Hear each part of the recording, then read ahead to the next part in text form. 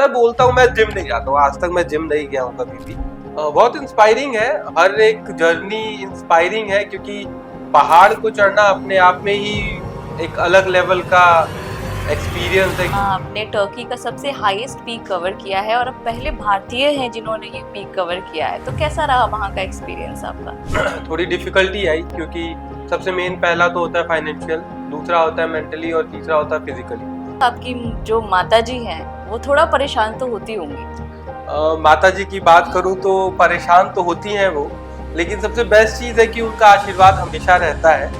और मैं थोड़ा सा पूजा वूजा से भागता था, बट जब भी किसी भी पहाड़ को मैं क्लाइंब करके आता हूँ तो वो मन्नत मांगी रहती है। आप हमारे माननीय मुख्यमंत्री जी से मिले, श्री योगी आदित्यनाथ जी। महाराज जी से मेरी बहुत बार मुलाकात है और हमेशा एक पॉजिटिव, एक उनकी छवि और जो उनका डाइवर्जन रहता है कि यूथ को लेके, वो बहुत ही पॉजिटिव रहता है। मैं एक छोटा सा मैसेज यही कन्वे करना चाहता हूँ कि लाइफ में देखो, कभी भी कोई सी भी सिचुएशन आए, कभी गिव अप नहीं करना है। गोरखपुर का एक छोटा सा लड़का जिसने चढ़े बड़े बड़े पहाड़ और किया देश का नाम रोशन और लहराया हमारे तिरंगे को बड़ी बड़ी ऊंचाइयों पे, जो कि भारत के पहले ऐसे युवा हैं जिन्होंने टर्की का सबसे हाईएस्ट क्लाइंब कवर किया है, जिसका नाम है अरारत। तो आप सभी का मैं स्वागत करती हूँ हमारे शो में, जिसका नाम है द वॉइस ऑफ अचीवर्स। आज के जो हमारे गेस्ट हैं उनका नाम है नीतीश कुमार, और स्वागत करती हूँ आपका। नीतीश जी, कैसे हैं आप? नमस्कार सबको और आपके दर्शकों को भी। मैं बहुत अच्छा हूँ और thank you for inviting me. नहीं, ये हमारा भार है कि आपने हमारे लिए समय निकाला और हमारे साथ आप ये शो कर रहे हैं। तो मैं तो बहुत एक्साइटेड हूँ आपकी स्टोरी को सुनने के लिए, जानने के लिए। आई एम श्योर हमारे व्यूअर्स भी होंगे। तो सबसे पहले मैं आपसे ये जानना चाहूँगी कि गोरखपुर जैसे शहर से निकल के, जहाँ पे पहाड़ होते भी नहीं है शायद, तो वहाँ से आपको कैसे इंस्पिरेशन मिली कि मुझे पहाड़ चढ़ना एक लाइफ में रिजेक्शन था। आप ऐसा कह सकते हो, घूमने का शौक तो बचपन से था। क्योंकि मैं आर्मी स्कूल में पढ़ाई किया हूँ, 6 to 10 मेरी पढ़ाई आर्मी स्कूल में हुई है। लेकिन बचपन से घूमने का शौक था। कॉलेज में आया और कॉलेज में जब आया, एक एडवेंचर क्लब सोसाइटी हुआ करती थी, तो उसी ने मुझे इस फील्ड में डाल दिया। और एचओडी थे एक अपने, और उनकी वजह से उन्होंने कुछ ऐसी चीज़ें बोली कि कौन हो तुम, क्या हो, पहले कुछ करके दिखाओ। तो वो कहीं ना कहीं बातें लगी, दैट फेल्ट बैड। तो मैं इसलिए फिर माउंटेनियरिंग की फील्ड में निकल आया। है? आपको लगती है इंस्पायरिंग ये फील्ड? बहुत इंस्पायरिंग है, हर एक जर्नी इंस्पायरिंग है क्योंकि पहाड़ को चढ़ना अपने आप में ही एक अलग लेवल का एक्सपीरियंस है, क्योंकि हर तरीके से आपको मजबूत होना पड़ता है, फिजिकली, मेंटली, फाइनेंशियली, हर तरीके से। बिल्कुल। तो अभी जैसा कि हमने सुना, आपने टर्की का सबसे हाईएस्ट पीक कवर किया है और अब पहले भारतीय हैं जिन्होंने ये पीक कवर किया है, तो कैसा रहा वहाँ का एक्सपीरियंस आपका? बहुत अच्छा था। टर्की देश का मैंने 2023 में क्लाइम किया और क्लाइम करने के लिए थोड़ी डिफिकल्टी आई क्योंकि सबसे मेन पहला तो होता है फाइनेंशियल, दूसरा होता है मेंटली और तीसरा होता है फिजिकली। तो हर तरीके से अपने आप को प्रिपेयर करना था। और जब मैंने बैग पैक किया और मैंने टर्की के लिए निकला, तो मन में बस एक यही चीज़ थी कि अब कुछ भी करके इस पर्वत को फतेह करना है और टर्की देश के ऊपर भारत का तिरंगा लहराना है। जब मैंने इस तिरंगे को लहराया तो एक अंदर से ऐसा सुकून और ऐसा गर्वान्वित हुआ कि मानिए वो बयां नहीं कर सकता हूँ। और बचपन से देश के लिए करना था क्योंकि मैं एक आर्मी बैकग्राउंड से आता हूँ, मेरे पिताजी फौज में थे, 99 में शहीद हो गए। तो वो जब भारत का तिरंगा हम लहराते हैं तो रोंगटे खड़े कर देते हैं, और वो फीलिंग हम बयां नहीं कर सकते। बिल्कुल, वो मैं समझ सकती हूँ कि तिरंगे को देख के ही एक अपने आप में एक ऐसी फीलिंग आती है कि इंसान इमोशनल हो जाता है। आप तो इतनी ऊँचाई पे जाके तिरंगे को लहरा रहे हैं, तो वो थोड़ा-सा आप बताएँगे कैसा एक्सपीरियंस रहता है जब आप सबसे हाईएस्ट पीक पे हैं और तिरंगा लहरा रहा है, तो वो कैसा फ़ील होता है आपको? जैसे हम सिर्फ मानिए हमने 10 दिन की क्लाइंबिंग की और 10 दिन में ये कंफर्म नहीं होता है कि हम टॉप तक पहुंचेंगे कि नहीं पहुंचेंगे। और ऐसा होता है, एक पहाड़ को चढ़ने के लिए करीब करीब हमें 15 से 20 पहाड़ को क्रॉस करके जाना होता है। तो वो जो 10 दिन की जर्नी है, और जब हम समिट टॉप पे पहुंचते हैं और बस वो 10 मिनट कभी मिलते हैं, कभी 5 मिनट मिलते हैं, वो जब हम झंडा लहराते हैं, तो आप खुद सोचिए कि वो जो 10 जर्नी की थकान है, और उससे पहले की जो प्रैक्टिस है वो सारी चीजें, जब वो 10 सेकंड या फिर हम 15 सेकंड के लिए जब तिरंगा लहराते हैं तो वो ऐसा होता है कि हमने जग जीत लिया, और ऐसा है कि हमने सारी हमारी थकान मिट गई, हमारा सारा अचीव हो गया। और देश, अब जब दूसरे देश के हम पर्वत पर भारत का तिरंगा लहराएंगे तो वो हर एक भारतीय समझ सकता है कि वो एक अलग ही फीलिंग होगी उसके अंदर। बिल्कुल, बिल्कुल। आप बता रहे हैं तो ही मैं फ़ील कर रही हूँ कि आपको कैसा लग रहा होगा वहाँ पे। हालाँकि हमारे लिए तो ये बहुत मुश्किल है, आपने जो किया है वो बहुत सराहनीय है। हमारे देश का झंडा आप लहरा रहे हैं इतनी ऊँचाई पे जाके। तो जैसे आप क्लाइंब करना शुरू करते हैं, तो ऑफ़ कोर्स माउंटेन्स पे जाके आपका कम्युनिकेशन बिल्कुल डेड हो जाता है। आपकी फैमिली से, फ्रेंड्स से, तो ऑफ़ कोर्स आपकी जो माताजी हैं, वो थोड़ा परेशान तो होती होंगी। माता जी की बात करूं तो परेशान तो होती हैं वो, लेकिन सबसे बेस्ट चीज है कि उनका आशीर्वाद हमेशा रहता है। और मैं थोड़ा सा पूजा वूजा से भागता था, बट जब भी किसी भी पहाड़ को मैं क्लाइंब करके आता हूँ तो वो मन्नत मांगी रहती है।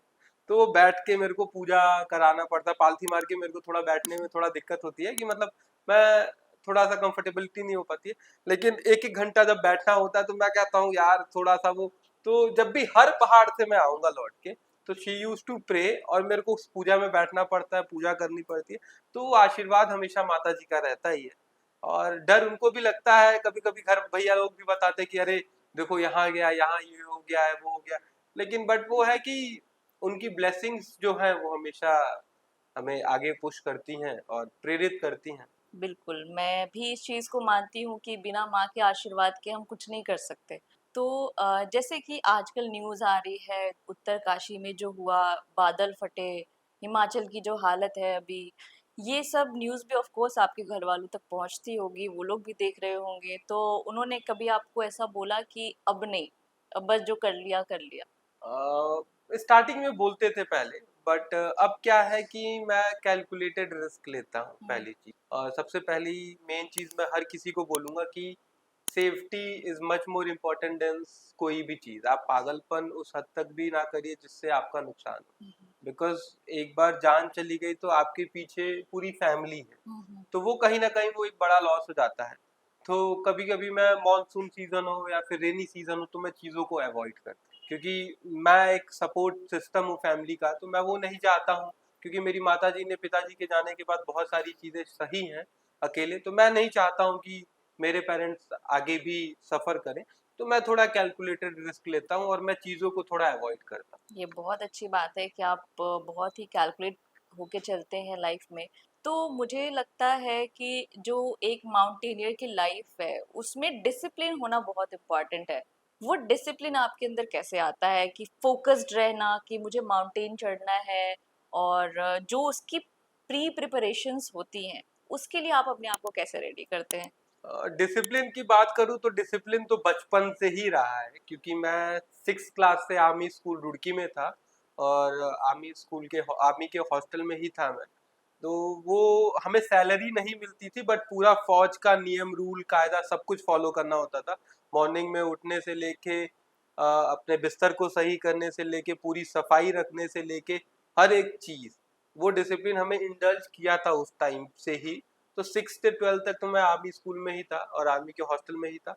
तो वो कहीं ना कहीं एक होता है ऐसा कि बचपन से ही था, और अभी भी वो रूल हम फॉलो इसलिए भी करते हैं क्योंकि एक इंसान को मैं बोलता हूँ डिसिप्लिन में रहना ज्यादा इंपॉर्टेंट है। आज की डेट में आप जहाँ देखोगे जंक फूड और बाकी सारी चीजें, जब एक इंसान मोटा होना शुरू करता है या फैट होना शुरू करता है शरीर में, तब वो जिम जाता है, तब उसको रेगुलरिटी आ जाती है। तो मैं बोलता हूँ, मैं जिम नहीं जाता हूँ, आज तक मैं जिम नहीं गया हूँ कभी भी, टचवुड, और ऊपर वाले की कृपा से भी अच्छा है। तो मैं कहता हूँ आप स्टार्टिंग से हर एक चीज को फॉलो करो ना। If you are having a burger तो आप 5 किलोमीटर पैदल चलो, अब 3 किलोमीटर पैदल चलो, तो हर एक चीज को आप कैलकुलेटेड लेके चलो। तो आपको 2 साल बाद आपको उतनी मेहनत नहीं करनी पड़ेगी। ये शरीर है, मशीन नहीं है। आप 2 साल तक पेट फुलाए हो, उसके बाद आप सोचो 6 महीने में जिम जाके हम गलाएंगे, तो वो दोबारा से फूलने में उसको टाइम नहीं लगेगा। तो इट्स बेटर आप हर एक चीज का अच्छे तरीके से फॉलो करो तो कोई दिक्कत नहीं। और एक डिसिप्लिन हमेशा से ये भी है कि डिसिप्लिन में रहने से मेरे को खुद अच्छा लगता है, आई फील गुड, मेरे को अंदर से अच्छा लगता है। साइकिलिंग करता हूँ मैं, रनिंग करता हूँ, सो अच्छा लगता है वो चीज़ें एक अंदर से कि मतलब अपने आप को अच्छे से रखना है, तो वो एक अच्छी चीज़ है मेरे अंदर। ये भी कह सकते हैं कि शायद ये चीजें आपको आपके पिताजी से मिली, हाँ, ये वो पिताजी के, अगर पिताजी फ़ौज में नहीं होते तो मैं आर्मी के हॉस्टल आर्मीज में के नहीं जाता, हॉस्टल में भी। आर्मी स्कूल में नहीं जाता। तो वो कहीं न कहीं, मैं यही बिलीव करता हूँ आज की डेट में, to keep my self positive, कि जो होता है वो अच्छे के लिए होता है, एंड मैं हमेशा उसी चीज़ पे वर्क करता हूँ। तो नीतीश, जैसे कि हमने आपकी स्टोरी पढ़ी तो हमें पता चला आपने 17-18 साल की एज में आई गेस आपने माउंटेन चढ़ना शुरू कर दिया था, जहाँ पे आजकल यूथ्स को ये ही नहीं पता होता है मुझे लाइफ में करना क्या है, और आप बड़े बड़े पहाड़ चढ़ रहे हैं। आजकल लाइफ में इतनी डिस्ट्रैक्शंस है, नशा को लेके हो गया, जंक फूड है, थोड़ी सी टेंशन डिप्रेशन हुई नहीं कि गलत कदम उठाने पे आ गए।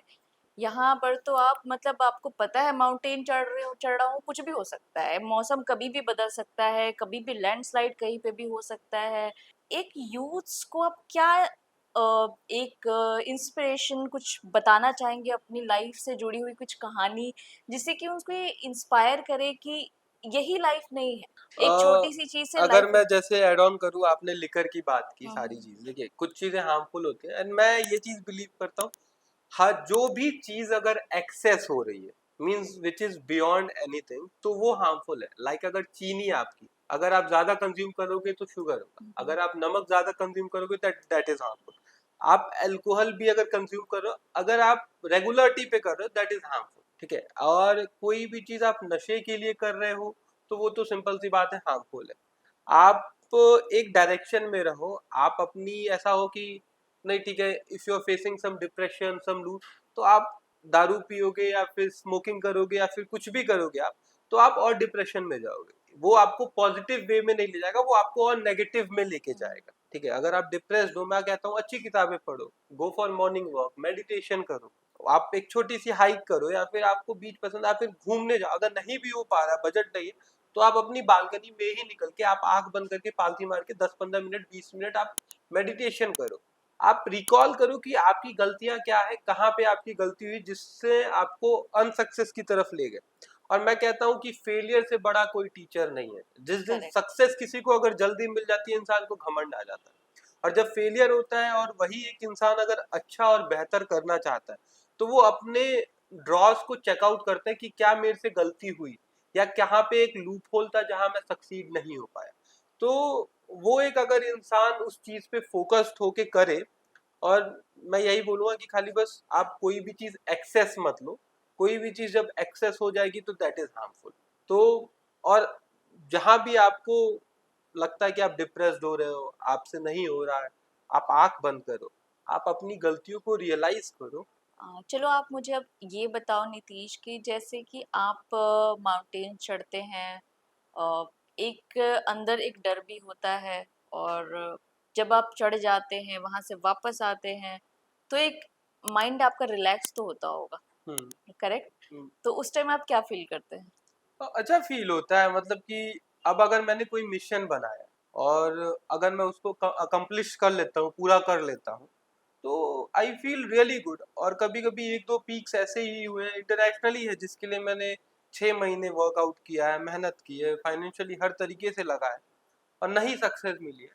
मैं वापस आने के बाद मैं सोचता हूँ, आई पेन इट डाउन, कि क्या गलतियां रही हैं, क्या चीज़ें जिसकी वजह से मैं नहीं कर पाया, हेल्थ इश्यू हुई है, क्या चीज़ें और मुझे इम्प्रूव करनी है। तो उन सारी चीज़ों पे मैं वर्कआउट करता तो जैसे कि हमने आपकी स्टोरी के बारे में पढ़ा और जाना कि आपने 17-18 साल की एज में आपने पहाड़ चढ़ना शुरू कर दिया था, जहाँ पे बहुत सारे यूथ्स को पता ही नहीं होता इनको अपनी लाइफ में करना क्या है। आजकल सुसाइड के इतने केसेस हो रहे हैं, बच्चे गलत डायरेक्शंस में जा रहे हैं, अल्कोहल हो गया, सिगरेट हो गया, या फिर गर्लफ्रेंड बनी यंग एज में छोड़ के चली गई तो वहाँ डिप्रेस होके बैठ के पढ़ाई में मन नहीं लग रहा। तो ये बहुत ज़्यादा यूथ्स में देखा जा रहा है आजकल। तो उस पे आप क्या एक बताना चाहेंगे अपनी लाइफ से रिलेटेड कुछ, कि जिससे हमारे यूथ्स को कुछ मैसेज मिले कि this is not the end, this is the start. मैं क्या पर्सनली बिलीव करता हूँ, अगर किसी को डिप्रेशन है या फिर लो फील हो रहा है, ठीक है, तो वो, आप कभी एक चीज बताओ, कोई एक चीज जब खराब हो रही है, तो उसको आप बंद करके रखोगे या फिर पैक्ड रखोगे, तो वो और खराब होगा। Hmm. That need a fresh air. आप जब कोई भी डिप्रेशन में हो, परेशान हो, तो आप या तो सर्कल अपना अच्छा करो, या फिर you interact with some good people, या फिर आप बाहर निकलो थोड़ा सा। बहुत लोग क्या करते हैं, जब डिप्रेशन में है, सुसाइडल आता है, तो वो लोग पैक्ड हो जाते हैं कमरे के अंदर। वो आपको नहीं करना। आप बाहर निकलो, you go for a walk, you go for running, आप मेडिटेशन करो, फ्रेश हवा में उठो, आप अपने दिनचर्या को और सही करो। देखिए, ये ह्यूमन बॉडी है, सिंपल सी बात है। और जब हम परेशान होते हैं, कोई भी चीज जब हमसे नहीं हो रही है, या फिर हमारे ऊपर डेप्थ है, हमारे लॉसेस हैं, हमारा स्टार्टअप है नहीं बना है, पढ़ाई नहीं हो रही है, या फिर हम रिजल्ट नहीं दे पा रहे, इंस्टेड ऑफ हार्म करने से, जैसे बहुत सारे बच्चे सोचते हैं कि हम बाहर गए पढ़ने, नहीं हुआ, पेरेंट्स को क्या जवाब देंगे, तो उस सब का सिर्फ एक सॉल्यूशन है। मैं कहता हूँ कि आप बात करना शुरू करो। आप सुसाइड कोई एक सॉल्यूशन नहीं है। हम्म। आप जब बात करना शुरू करो अपने पेरेंट्स से, अपने दोस्तों से, आप बताओगे कि व्हाट इफ, जैसे एक मेरे साथ छोटा सा वाकया हुआ था जब मैं 11th क्लास में था। मैं 10th क्लास आर्मी स्कूल से पढ़ के फिर मैं वापस गोरखपुर गया। फाइनेंशियल थोड़ी सी कंडीशन सही नहीं थी, तो मैं गवर्नमेंट स्कूल में एडमिशन लिया। मेरे बड़े भाई साहब ने मेरे से बोला कि आप साइंस ले लो, और मैंने बोला साइंस नहीं लेना, मुझे कॉमर्स लेना। तो वो कहे साइंस नहीं लेना तो पढ़ाई छोड़ दो। आई टुक अ ब्रेक, मैं 10 दिन शांति से था, फिर मैं समझा, फिर मैंने गया, मैं बात किया फैमिली को, मैंने बताया देखिए सिंपल सी बात है, मैं आज साइंस ले लेता हूँ आपके कहने पे, साइंस लेके मुझे मिलेंगे 50%। हम्म। मैं कॉमर्स जिसमें मेरी रुचि है, इंटरेस्ट है, अगर मैं उसमें लेके 80-90% लाता हूँ तो that is much better for me, hmm. जो मेरे फ्यूचर में भी आगे आए। तो हर एक चीज का सोल्यूशन है, आप बात करो, बात करके हर एक चीज का सोल्यूशन निकल सकता है। और जहाँ लोग दूसरे डायरेक्शन में निकल जाते हैं, लाइक अल्कोहल, नशे और बाकी सारी चीज, आई वुड सजेस्ट कि आप अपने आप पे वर्कआउट करो, ठीक है। और जो भी चीज आप कंजम्पशन अगर ज्यादा हो रही है तो वो नुकसानदायक है। लाइक चीनी भी अगर आप ज्यादा ले लोगे तो आपको शुगर होगा। तो आप अगर ड्रिंक भी ज्यादा करोगे, आप लोग कहते हैं कि अरे परेशान हो तो दारू पी लिया तो टेंशन खत्म हो हम्म। गया, that is a temporary solution. आप रात को ठीक है सो गए, आप सुबह उठे, अब फिर वो वही परेशानी ही रहेगी, उसका बिल्कुल। सोल्यूशन नहीं है। बिल्कुल। आप रात को ही सोचो कि कहाँ मैंने गलती की है, उस गलती को सोल्यूशन के लिए आप उस पर वर्कआउट करो। आपकी लाइफ, मैं कहता हूँ, लोग ना अपनी वैल्यू कम समझते हैं, आपकी लाइफ बहुत इंपॉर्टेंट है। एक ही बंदा है जो अपनी लाइफ में 100 करोड़ 200 करोड़ की कंपनी खड़ा किया, और वही एक बंदा है जो 500,000 10,000 50,000 1 लाख के डेप्थ में डेथ सुसाइड कर ले रहा हम्म। है। तो आप अपने आप को कभी काम अब कम मत आको, आप बहुत हो। अगर आपने अपने अंदर ये सोच लिया कि मैं बहुत कुछ कर सकता हूँ, तो आपको कोई हरा नहीं सकता। बहुत अच्छा लगा ये सुन के, समझ के। आई एम श्योर कि हमारे जो व्यूअर्स हैं, जो यूथ है जो इस वीडियो को देख रहे हैं, वो बिल्कुल इससे इंस्पिरेशन लेंगे। तो जैसे आपकी एक जर्नी रही है, आप 17-18 साल की उम्र में घर से निकल गए माउंटेन्स चढ़ने के लिए, अलग अलग देशों में जाते हैं आप, इतनी देर वहाँ रहते हैं। तो इस पीरियड ऑफ टाइम में कभी, मतलब आपकी लाइफ में मैं जानना चाहूंगी कि कोई ऐसा वाकया हुआ जहाँ से आपको लगा ये मेरी लाइफ में अब डिस्ट्रैक्शन हो रहा है, यहाँ से मुझे अपनी लाइफ को कट करना है। ऐसा तो कभी कुछ हुआ नहीं, क्योंकि एक छोटा सा मैं आपके यहाँ पे पहले बता रहा हूँ, आज तक मैंने कहीं शेयर नहीं किया। तो पहाड़ चढ़ने के पीछे दो रीजंस थे। एक एचओडी सर थे और देयर वाज अ गर्ल, और ठीक है वन साइडेड था।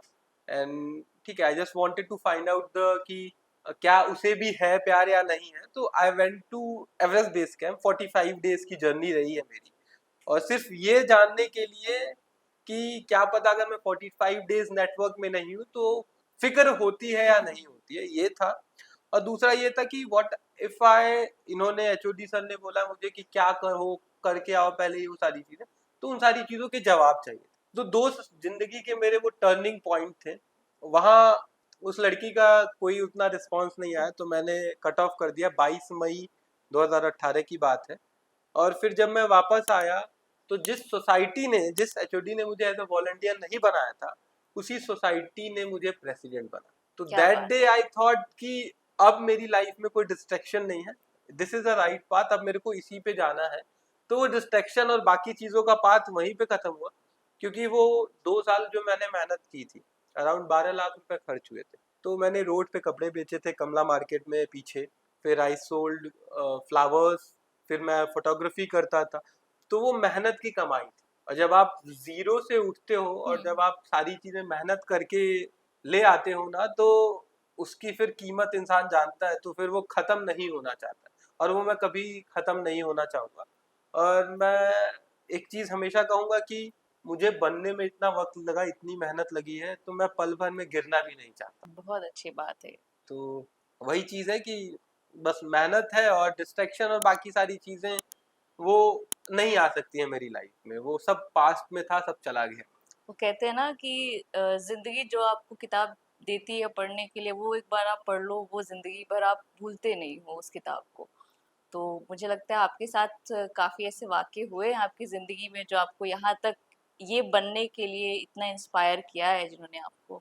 जैसे मुझे मुफ्त में कोई चीज मिली नहीं है, तो सारी चीजें मैंने कमाई है। तो जब मैंने जो कमाई है तो मुझे इसकी वैल्यू पता है। अब जो कुछ लोगों को मुफ्त में मिल जाती है, जैसे कुछ भी चाहिए तो पेरेंट्स दिला देते हैं, यहाँ मुझे कुछ नहीं मिला, यहाँ मैंने सब कुछ लिया है।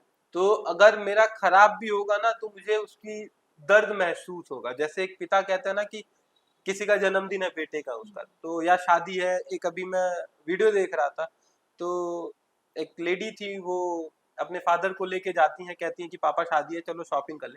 तो उनके पिता कहते हैं कि नहीं, जो पुरानी कपड़े हैं वो है, उसी में काम काम चला चला लूंगा। तो मैं वही सोचता हूँ कि मुझे तो यहाँ कोई कुछ मिला नहीं, ये सारी चीजें मैंने कमाई है। तो अगर मेरा कुछ भी नुकसान होता है या कुछ भी डिस्ट्रैक्शन है, किसी भी तरीके से कोई चीजें लॉस होती हैं, तो मुझे बड़ा तकलीफ होगा। तो इसलिए मैं नहीं चाहता हूँ कि किसी भी तरीके से मैं डिस्ट्रैक्ट हूँ। That's very nice. और अभी तक तो मुझे इतनी इंस्पायरिंग लग रही है आपकी स्टोरी, मैं खुद इतना इंस्पायर हो रही हूँ। तो मुझे पता नहीं कि व्यूवर्स जब देखेंगे इस वीडियो को तो उनको उनको बहुत अच्छा लगने वाला है। तो कॉन्वर्सेशन एंड करने का तो बिल्कुल मन कर ही नहीं रहा है, तो मैं और कुछ मेरे खुद के सवाल हैं जो मेरे मन में आ रहे हैं वो मैं आपसे जानना चाहूंगी कि कभी आपकी लाइफ में कुछ ऐसा मोड़ आया है जहाँ पे आपको लगे कि नहीं बस यहाँ तो मैं खत्म, यहाँ मेरी लाइफ, जैसे आप पहाड़ पे हो, लाइफ थ्रेटनिंग मूवमेंट कुछ हुआ है ऐसा आपके साथ पहाड़ों पे? मैं लद्दाख में था, 2018 की बात है, अगस्त में। मैं माउंट स्टॉक कांगड़ी, लेह लद्दाख का हाईएस्ट, वर्ल्ड का हाईएस्ट ट्रैकेबल पीक है, उसको क्लाइंब करने गया था। अभी वो बैन हो चुका है। तो 4 दिन तक हम क्लाइंब करके हम बेस कैंप में थे, और 2 दिन से बारिश हो रही थी। यूजुअली हम सबमिट रात को करते हैं, बट हम निकल नहीं पा रहे थे क्योंकि बारिश हो रही थी। तो उसके 2 दिन बाद जब हम बैठे थे, तो मॉर्निंग का टाइम था, और ऐसा था कि 2018 में पैसे की बड़ी कमी थी। तो एक एक दिन बैठना मतलब कि 3-3,500 रुपए का, मतलब जेब से जा रहे थे। तो जस्ट मैंने एक पूड़ी खाया था, और राज सर थे, मैंने बोला सर क्या करें, या तो नीचे जाएं या तो फिर ऊपर चलें। तो सर ने बोला देखो, अगर निकलेंगे तो सबमिट करके आएंगे। तो मैंने बोला ठीक है सर, करके आएंगे। तो बैग पैक किया। यूजुअली रात को ही सबमिट होता, दिन में हम कभी नहीं निकलते। दिन में हमने रिस्क लिया, दिन में हम निकले। 2 घंटे क्लाइंब करने के बाद ऐसा हुआ कि विंड पूरा चलने लगा, स्नो आने लगा। तो ऊपर से फॉरेन के जो क्लाइंबर्स थे वो वापस आए, और उन्होंने बोला कि आगे मत जाइए, बहुत रिस्की है, क्योंकि बहुत ज्यादा विंडी है, विजिबिलिटी नहीं है। मैंने बोला सर वापस तो नहीं जाना है, आगे ही चलना। तो आगे चलते रहे। अराउंड 2 घंटे बाद ऐसा होता है कि एक रिज पॉइंट आता है, जहाँ पे राज सर और मेरे में रस्सी बंधी थी, क्योंकि विजिबिलिटी नहीं थी। पैर खसकता है, एंड आई वाज जस्ट, मैं खाई में। अच्छा। और राज सर अपने आप को एक पत्थर से होल्ड ऑन करके एंकर ऊपर किए हुए थे। मैं, एक मूवी है शिवॉय में ऐसे दिखाता कि जैसे वो नीचे जाता बंदा, वो फीलिंग आई मेरे को बस 1.5 से 2 सेकंड की। और जब मैं खट से ऐसे लटका तो मेरी आंखों से आंसू थे मेरे। मैं बस, मन में ये होता है ना कि जब भी कोई किसी इंसान के सामने ऐसे बुरे सिचुएशंस आते हैं, तो वो यही सोचता है कि क्या पता नेक्स्ट सेकंड अब जान गई। मेरे में भी आ गया था, मुझे पता था कि सर सेव कर लेंगे, बट एक नेगेटिव थॉट आ गया कि क्या पता वो अपनी जान बचाने के लिए रस्सी काट दे। I was literally crying. मैंने बोला कि मेरी तो लाश भी नहीं मिलेगी यहाँ से। फिर सर ने बोला शांत रहो। फिर 5 मिनट 7 मिनट बाद उन्होंने मेरे को ऊपर एंकर किया, खींचा मुझे। मैं आया, आई वॉज होपलेस। वो एक बात है ना कि आप अगर माइंड से गिव अप कर दो तो आप कुछ भी नहीं कर सकते हो लाइफ। 90% में गिव अप कर चुका था, क्योंकि मुझे ये था कि मैं अब मर चुका हूँ। सर ने एक चीज बोली मुझ मेरे से, नीतीश या तो आप यहाँ से 25 मिनट का है सबमिट, या तो आप सबमिट कर लो, या फिर आप ये नीचे चलो, जो कि कंफर्म नहीं है कि आपकी जिंदा पहुंचोगे या मर के पहुंचोगे। अगर आप सबमिट कर लोगे तो डेथ भी होती है, तो that is an achievement for you. मैंने बोला सर नहीं सबमिट करना। तो मैंने बोला सर 5 मिनट चलूंगा तो 1 मिनट का ब्रेक लूँ। ऐसे कर करके सबमिट पहुंचा। और आप बिलीव नहीं करोगे, जो सबसे पहला क्वेश्चन पूछा था आपने, कैसा फील होता है, मैं 90% गिव अप किया हुआ बंदा, जब मैंने फ्लैग निकाला, एक वीडियो में शेयर करूंगा अभी, आप चलाइएगा, और जब मैं भारत माता की जय बोला, वो एनर्जी मेरे अंदर पता नहीं कहाँ से आई। वो बयान नहीं कर पाया, और मैंने सर से एक ही चीज बोला, सर अब यहाँ से कुछ भी हो मुझे जिंदा वापस जाना है, and I need to tell people कि हाँ मैंने वो चीज कर ली। अचीव करा है। तो वो एक ऐसा इंसिडेंट था जहां मैंने लाइफ को, उसके बाद छोटे छोटे इंसिडेंट्स में कभी ऑक्सीजन कम था, कभी कुछ था, लेकिन फिर ऐसा नहीं लगा कि कभी मौत करीब हो और कि मर गया जो भी चीज। अब ऐसा हो गया कि नहीं, अब तो उतना देख लिया तो सब चीज हो हो जाएगा। जाएगा। तो यहाँ से फिर और इंस्पिरेशन मिली होगी आपको कि नहीं अभी तो ये शुरुआत करी है मैंने, अभी तो आगे बहुत चढ़ना है, यहाँ से आपको एक और किक मिला होगा। पहले जुनून था कि एवरेस्ट जाना है, और फिर अब पिछले 2-3 सालों से ऐसा हुआ है कि नहीं, एवरेस्ट क्लाइम नहीं करना है, अब वर्ल्ड की अदर पीक्स क्लाइम करनी है। आपने खबरें पढ़ी होंगी, एवरेस्ट चढ़ने के लिए 40 लाख का बजट हो, तो एवरेस्ट आज की डेट में बहुत ज्यादा कॉस्टली हो गया, 45 to 50 लाख रुपीज की कॉस्टिंग, जिसमें से अराउंड 15 से 20 लाख रुपए नेपाल गवर्नमेंट लेती है सिर्फ परमिट देने के, एंड 45 to 60 डेज लगता है जहाँ पे आपको खाने का और बाकी चीजों का, तो अराउंड 50 लाख रुपीज। तो मैं पर्सनली बिलीव करता हूँ अगर मैं 50 लाख रुपीज एवरेस्ट में ना इन्वेस्ट करके मैं वर्ल्ड की जो अलग अलग पीक्स हैं मैं उनको क्लाइम करूँ, तो वो मेरा एक छोटा सा बिलीव अलग है, इसलिए मुझे एवरेस्ट नहीं क्लाइम। कभी जैसे कि आपकी ये स्टोरी से पता चला कि जैसे इतना एक्सपेंसिव होता है तो सारे पीक्स ही आई गेस एक्सपेंसिव ही है, ये फील्ड ही एक्सपेंसिव है जहाँ पे आपको बहुत प्रिपरेशन करके जानी होती है। और जो भी आप पहाड़ चढ़ रहे हैं मतलब एक्सपेंसिव है वो। तो भगवान न भगवान करे कि कभी कुछ ऐसा कोई मसीहा आ जाए आपकी लाइफ में और आपको बोले कि नहीं नहीं मैं आपको स्पॉन्सर करने के लिए रेडी हूँ, आप एवरेस्ट चढ़ो, तो वहां पे आप अग्री करेंगे? सोच सकता हूँ मैं, क्योंकि अपना पैसा तो मैं 40 से 50 लाख रुपए कभी इन्वेस्ट करके मैं एवरेस्ट नहीं जाऊँ, और है एक्सपेंसिव फील्ड एवरेस्ट को क्लाइम करने के लिए, और स्पॉन्सरशिप के लिए इस फील्ड के लिए बहुत ज़्यादा मशक्कत करनी पड़ती है, इसलिए थोड़ा सा है। अगर कोई फ्यूचर में आता है कि जो कहता है कि एवरेस्ट क्लाइम करने के लिए मैं आपको फंडिंग कर दूँ, तो बेशक मैं अपने भारत का तिरंगा, मेरे लिए और बेहतर क्या होगा कि मैं भारत का तिरंगा दुनिया की सबसे ऊंची चोटी पे फतह कर रहा हूँ। यही हम तो चाहेंगे कि कोई ना कोई आपको आए सपोर्ट करने के लिए आगे और आप ऐसे बड़े बड़े पहाड़ चढ़े। और हमने एक आपकी फोटो देखी थी आपके सोशल मीडिया पे कि आप हमारे माननीय मुख्यमंत्री जी से मिले, श्री योगी आदित्यनाथ जी। जी। तो क्या बातचीत हुई आपकी उनसे उस दौरान? महाराज जी से मेरी बहुत बार मुलाकात है, और हमेशा एक पॉजिटिव, एक उनकी छवि और जो उनका डाइवर्जन रहता है कि यूथ को लेके, वो बहुत ही पॉजिटिव रहता है। महाराज जी ने मुझे स्वामी विवेकानंद यूथ अवार्ड भी दिया था, और अभी मेरी रिसेंटली मुलाकात हुई थी 4-5 महीने पहले, जब मैं वियतनाम की सबसे ऊंची चोटी को फतह करने जा रहा था। तो बात हुआ महाराज जी से, कुछ माउंटेनियरिंग को लेके भी बात हुई, चर्चाएं हुई कि हम लोग कैसे और उस बेटर फील्ड में कर सकते हैं। तो महाराज जी ने बोला ठीक है, आप वापस क्लाइम करके आइए, इस बातों पे भी चर्चा करते हैं कि कैसे और युवाओं के लिए और बेहतर किया जा सकता है। अभी कुछ पॉलिसीज जो थोड़ा वर्कआउट करके आई हैं, वो ये है कि यूपी में अगर कोई 8,000 मीटर से ऊपर क्लाइम करता है तो उसको 15 लाख रुपए, और 7,000 मीटर से ऊपर क्लाइम करता है तो उसको 5 लाख रुपए यूपी गवर्नमेंट देगी, जो कि महाराज जी के सानिध्य में है। तो चीज़ें अच्छी हो रही हैं, बेहतर हो रही हैं, क्योंकि मेरे वहीं के हैं, हम्म। तो मेरे वहाँ के मुख्यमंत्री हैं, और कार्य भी बहुत अच्छा है, तो जाहिर सी बात है। बिल्कुल, वो अभी तक के आई गेस सबसे ही ज़्यादा सक्सेसफुल चीफ मिनिस्टर हैं जी। और बहुत ही इंस्पायरिंग है, उनका एक ऑरा है जो हम सबके लिए बहुत इंस्पायरिंग है। तो ऐसे कैसे एक कोई भी लीडर है जिनसे आपकी आप मिलने की इच्छा रखते हैं अभी कि इनको जाके मुझे अपनी बस स्टोरी बतानी है? मैं वैसे तो एक बार मेरे मन में यही है कि मैं मोदी जी से मिलूं, और मैं अपनी चीज़ों को, बातों को बताऊं और रखूं, क्योंकि जो एनर्जी मुझे लगती है उनके अंदर है। मतलब लोग कहते हैं कि एक नेता है तो उसकी लाइफ बड़ी स्मूथ है, सारी चीज़ें नहीं। अब हम ही है, अगर कभी हमारी मीटिंग शेड्यूल होती है, इधर से उधर ट्रेवल करना है, सारी चीज़, तो बंदा सो रहा है, हर एक मिनट एक शेड्यूल्ड है। हमारे यहाँ हमारी लाइफ क्या है कि हम 5 मिनट का ब्रेक ले सकते हैं, 10 मिनट का ब्रेक ले सकते हैं, उनके मिनट्स हमेशा रेडी है, अपने चेहरे पे वो ग्लो लेके आना, सारी चीजें, तो वो एक एनर्जी उनके अंदर है।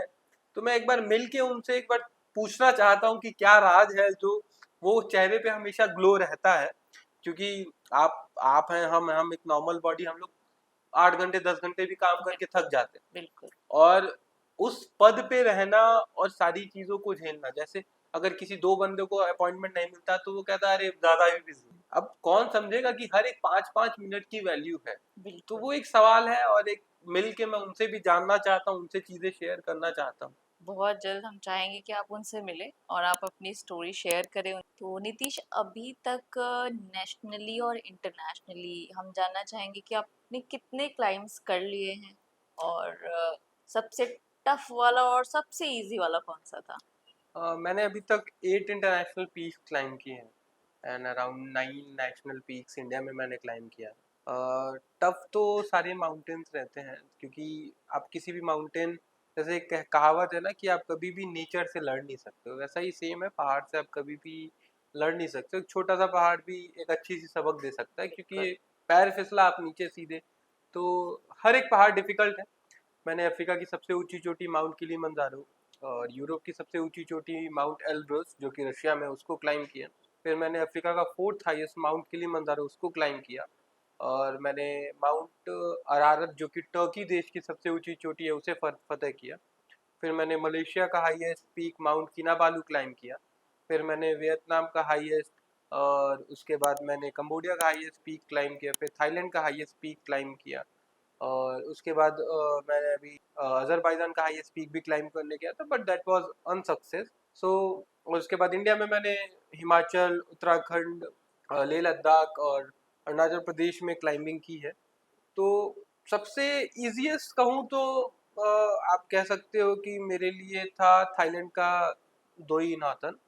और सबसे टफेस्ट की बात करें तो मेरे को ऐसा लगा कि एल्ब्रूस का वेदर बहुत ही खराब था जब मैंने सबमिट किया था।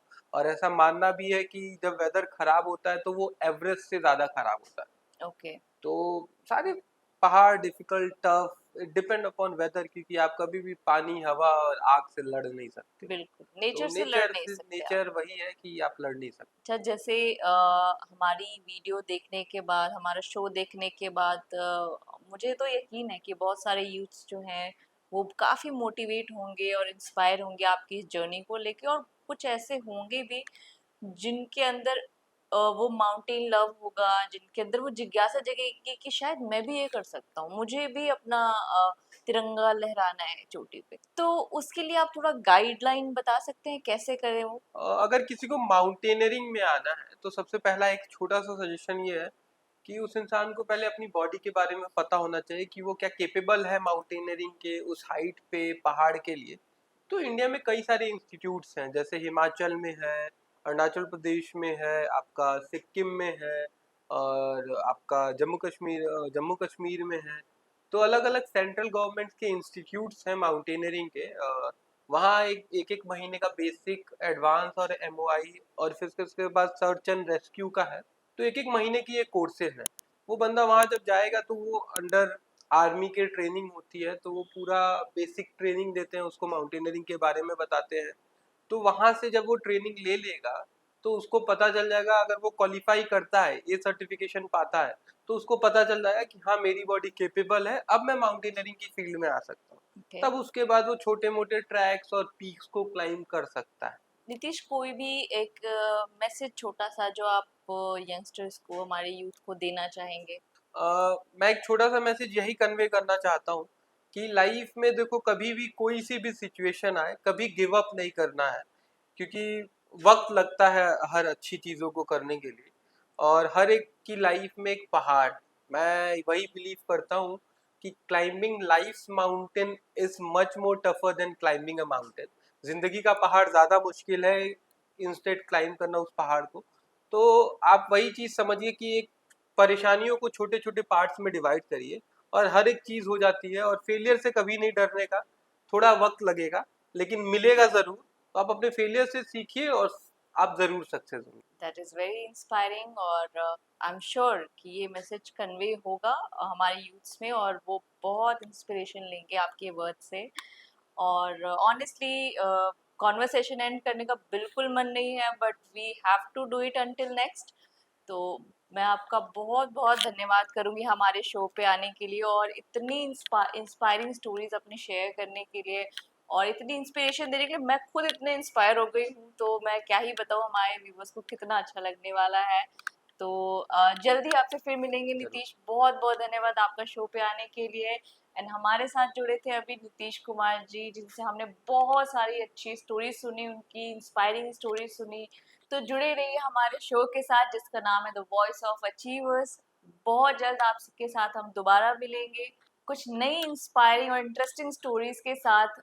Until next, see you soon. Thank you so much for watching. Thank you.